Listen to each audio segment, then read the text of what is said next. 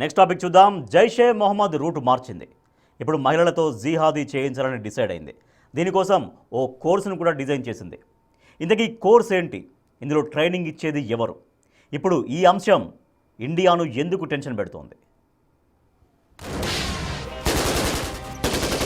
జైషే మొహమ్మద్ భారత్ కు వ్యతిరేకంగా కార్యకలాపాలు నిర్వహించడమే ఈ ఉగ్ర సంస్థ పని. దానికి చీఫ్ మసూద్ అజార్. ఇప్పుడు అజార్ మహిళలను ఉగ్రవాదం వైపు నడిపించే పనులను ఉధృతం చేశాడు. మహిళలను ఉగ్రవాదులుగా మార్చేందుకు ఏకంగా కొత్తగా ఆన్లైన్ కోర్సునే ప్రారంభించాడు. దీనికి తుఫత్ అల్ ముమినాత్ అని నామకరణం కూడా చేశాడు. ఈ కోర్సు చేయాలంటే 500 పాకిస్తానీ రూపాయలు చెల్లించాలి. జూమ్ లో కూడా ఈ క్లాస్ లో చేరొచ్చు.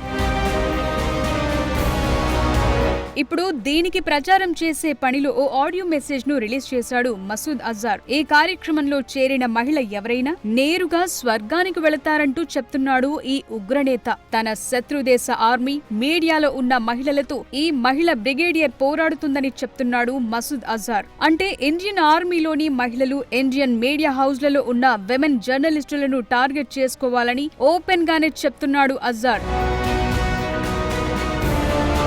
ఈ కోర్సులో చేరిన వారికి జైషే మొహమ్మద్ గ్రూప్ కు చెందిన కరుడుగట్టిన ఉగ్రవాదులు శిక్షణ ఇస్తారు. మహిళలకు జిహాద్ గురించి, ఇస్లాం గురించి బోధిస్తారు. శిక్షణ పూర్తి చేసుకున్న తరువాత ఆన్లైన్ లో నియామకాలు చేపడతారు. ఈ నవంబర్ 8 నుంచే ఈ కోర్సు ప్రారంభం కానుంది అని తెలుస్తోంది.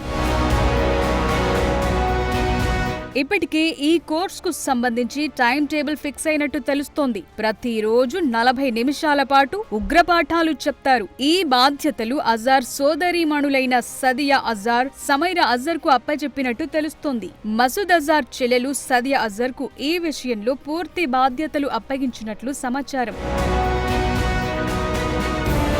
ప్రస్తుతం అజార్ కుటుంబం భారత్ పై ప్రతీకారంతో రగిలిపోతోంది. పెహల్గాం ఉగ్రదాడిలో భారతీయులను మట్టుబెట్టి సంబురాలు చేసుకున్న వారిపై ఆపరేషన్ సింధూర్ లో భాగంగా బాంబుల వర్షం కురిపించింది ఇండియన్ ఆర్మీ. దీంతో కుటుంబం మొత్తం ఇప్పుడు భారత్ కు వ్యతిరేకంగా కుట్రలు రచిస్తున్నారు. కానీ ఇంత జరుగుతున్నా పాక్ ప్రభుత్వం మాత్రం ఏమీ చేయటం లేదు. ఇంత ఓపెన్ గా జిహాదీ క్లాసులు నిర్వహిస్తామని అనౌన్స్ చేస్తున్నా ఏమీ తెలియనట్టే ఉంటోంది.